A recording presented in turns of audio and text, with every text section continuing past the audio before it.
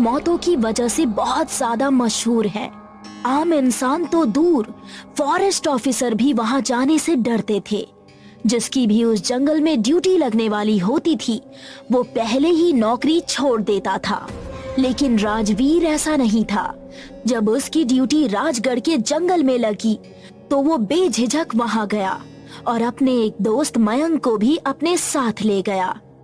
आज उसकी चौकी में पहला दिन था और अंधेरा होने ही वाला था।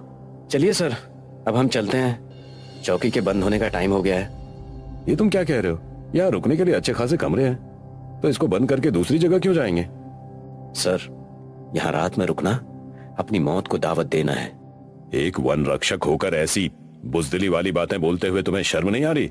सर, हमें यहाँ किसी जानवर से खतरा नहीं है।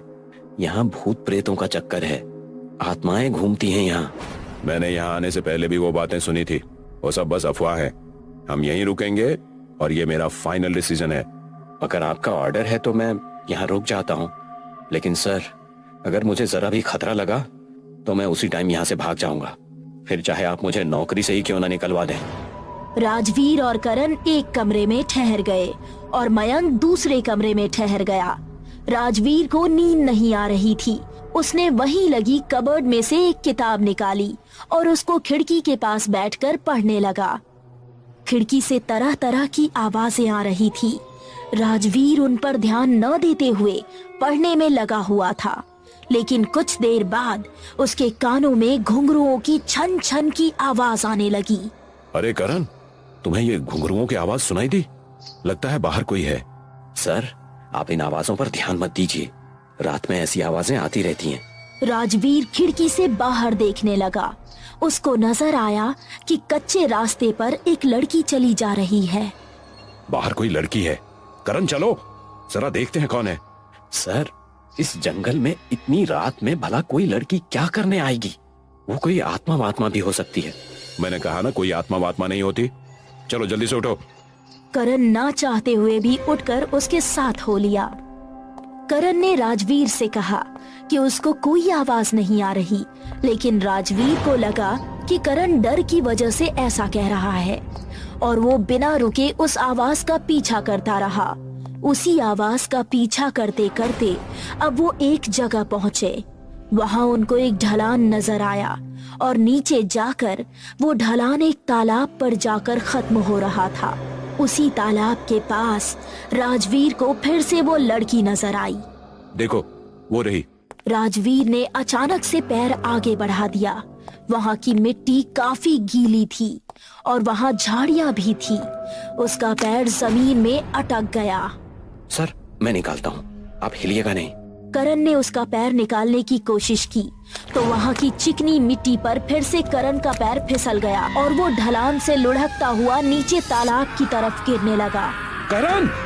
करण लुढ़कता हुआ नीचे तालाब के पास पहुँच गया, लेकिन वहाँ भी काफी पेड़ और झाड़ियाँ थी, जिसके कारण राजवीर उसको देख नहीं सकता था।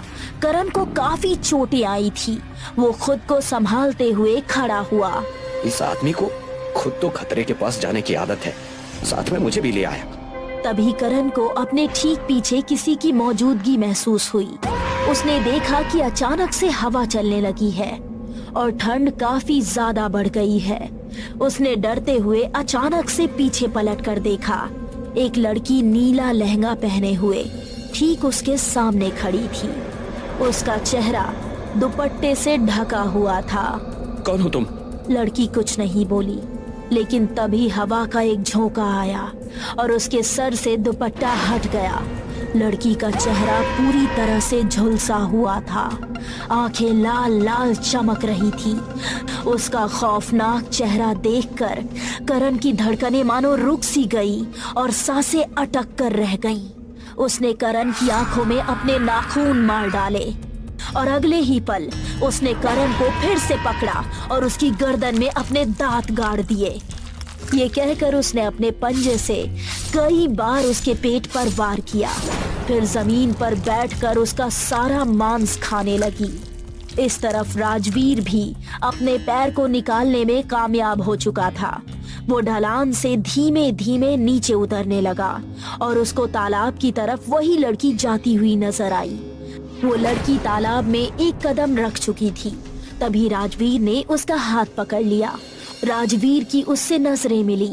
वो उसकी खूबसूरती और शरीर की बनावट में खोने लगा, लेकिन अगले ही पल उसने अपनी भावनाओं पर काबू किया और फिर से उससे पूछा, कौन हो तुम और इस टाइम यहाँ क्या कर रही हो?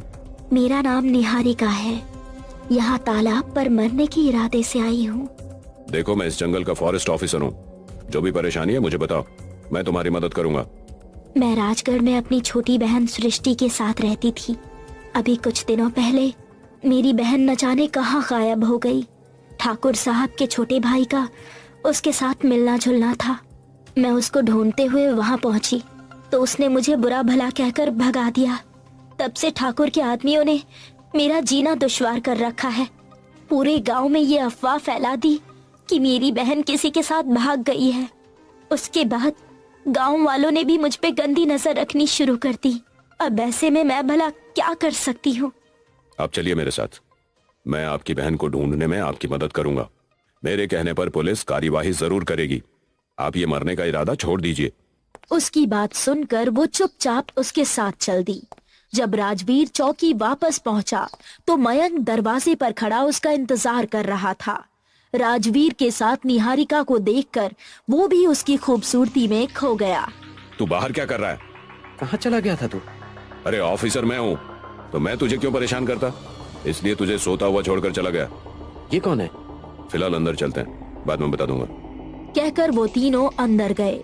राजवीर ने निहारिका को एक कमरे में ठहरा दिया और फिर मयंक को उसके बारे में सब कुछ बता दिया। बहुत ही अजीब कहानी है इसकी। कहीं ये कोई चुड़ैल?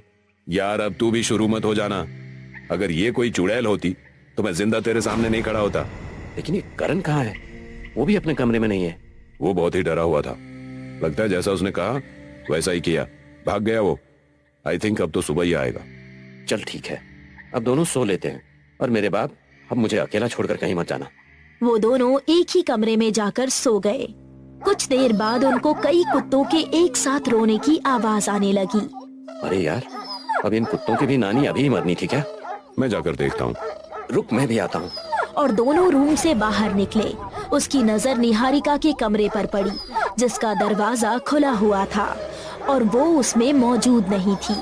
दोनों बाहर निकले और वहाँ एक अजीब सी बदबू आ रही है। दोनों ने पास जाकर देखा तो उनके पैरों तले जमीन खिसक गई। वहाँ जमीन पर एक लाश कई चीथड़ों में पड़ी हुई थी। उसके कपड़ों से पता चल रहा था कि वो लाश करण की है। करण की लाश यहाँ पड़ी है, इतनी बुरी हालत में, और निहारिका यहाँ से गायब है।